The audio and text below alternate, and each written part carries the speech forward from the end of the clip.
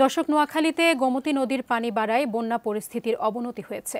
এদিকে বৃষ্টি ও ঝড়ো বাতাসে ব্যাহত হচ্ছে ত্রাণ কার্যক্রম।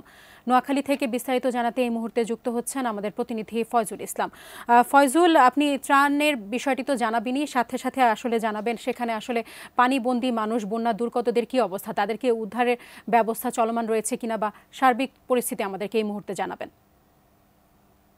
সাজিয়া, নোয়াখালীতে গতকাল সারা রাত একটানা বৃষ্টি হয়েছে। এখন সকাল থেকেও এখানে বৃষ্টি।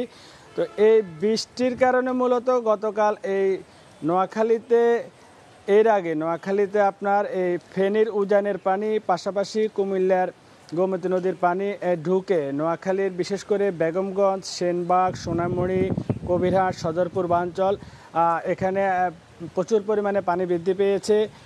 তো এখানে নোয়াখালী জেলা প্রশাসন থেকে সর্বশেষ যে তথ্যটি আমার কাছে আছে সেটা হচ্ছে নোয়াখালীতে 826টি আশ্রয় কেন্দ্রে 1,53,000 মানুষ বর্তমানে অবস্থান করছে। কিন্তু এর মধ্যেও গতকাল থেকে যে পানি বৃদ্ধি পাচ্ছে, সেখানে প্রত্যন্ত অঞ্চলের যে মানুষগুলো এখনও পানিবন্দী অবস্থায় জীবনযাপন করছে তাদেরকে উদ্ধার কাজ ব্যাহত হচ্ছে। পাশাপাশি গত 2 দিন থেকে ত্রাণ কার্য পরিচালনা করা গেলেও গতকাল রাতে বিভিন্ন জায়গায় ত্রাণ কার্য পরিচালনা করা যায়নি, কারণ গতকাল রাতে এখানে একটানা বৃষ্টি এবং ঝড়ো বাতাসের কারণে ত্রাণ কার্য ব্যাহত হয়েছে।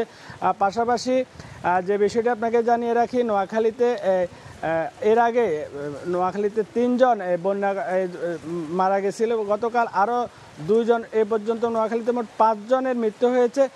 পাশাপাশি নোয়াখালীর এই যে বিভিন্ন স্বেচ্ছাসেবী সংগঠন, তারা জীবনের ঝুঁকি নিয়েও রাত্রের মধ্যেও আমার কাছে যে সর্বশেষ খবরটি আছে, তারা ত্রাণ কার্য এবং উদ্ধার কাজ পরিচালনা করছে।